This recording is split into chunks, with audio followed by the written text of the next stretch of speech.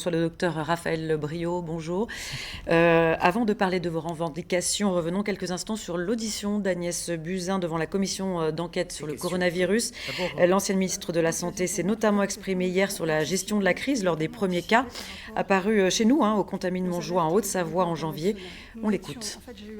On est en phase 1 d'épidémie, donc il n'y a pas de malades sur le territoire jusqu'au 24 janvier. Donc moi, le moment où je déploie les tests, c'est vraiment pour faire une détection précoce, un dépistage de malades qui arrivent avec le 15. On n'est pas du tout dans une phase de circulation du virus, de tests à grande échelle, etc. Je suis dans la détection de potentiels malades pour circonscrire des clusters. Donc, et ça fonctionne. Force est de constater que ça fonctionne, puisque le cluster des Contamine-Montjoie est parfaitement identifié. On est capable de tester les 200 enfants, les familles, les contacts dans le chalet, d'isoler, de les mettre en quarantaine. Donc, ces gens-là sont testés. Docteur Raphaël Briot, vous êtes donc anesthésiste réanimateur aux urgences au CHU Grenoble-Alpes. Vous faites aussi partie d'un syndicat, je crois. Oui, le syndicat des praticiens hospitaliers d'anesthésie-réanimation, élargi à toute spécialité et tout statut de l'hôpital. Avec le recul, comment est-ce que vous jugez la façon dont le gouvernement a géré ces premiers cas? Alors, ils n'ont pas été hospitalisés au CHU Grenoble-Alpes, mais d'une manière assez générale, comment vous voyez cette gestion de la crise?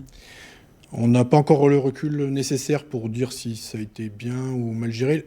Ce qu'on peut constater, c'est que dans les endroits qui étaient vraiment débordés, les gens qui se sont saisis des affaires et qui ont fait en sorte que les transferts en région puissent se faire, ou les patients qui ont été acceptés en Allemagne, à noter que l'Allemagne a pris près de 170 patients gracieusement. Les soins, les transports ont été pas du tout, été endossés par l'Allemagne. Et c'est les praticiens de terrain qui ont organisé ces transferts.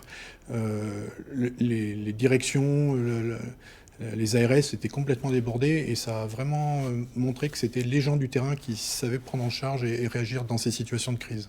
Alors pour revenir à la mobilisation d'hier, moins importante que le 16 juin, quelles sont vos revendications? Je le disais, une enveloppe assez importante a été mise sur la table par le gouvernement. Elle n'est pas suffisante selon vous?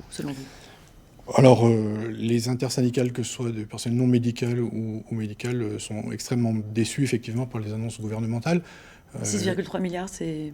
ça alors, paraît beaucoup, ça dit paraît comme beaucoup, ça. mais en même temps, quand on voit les milliards qui ont été débloqués pour Airbus, pour Air France, pour Renault, les milliards volent de tous les côtés. Et l'hôpital, qui était déjà en crise depuis longtemps, Oui. je rappelle les grandes manifestations de début février.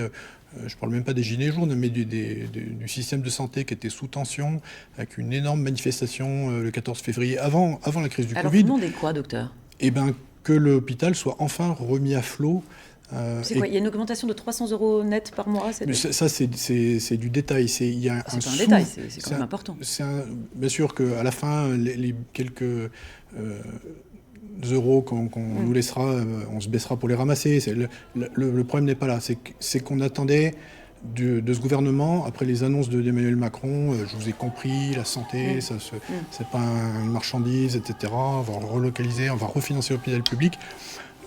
Ça fait des années que l'hôpital public est sous-financé, qu'on étrangle petit à petit, qu'on ferme des lits.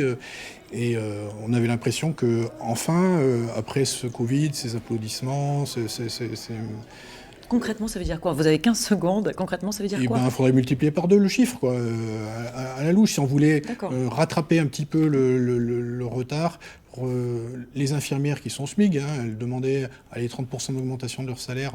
On leur propose moins de 200 €. Voilà, c'est au moins le double. Merci beaucoup, en tout cas, docteur, ridicule. Merci, en tout cas, d'être venu sur notre plateau.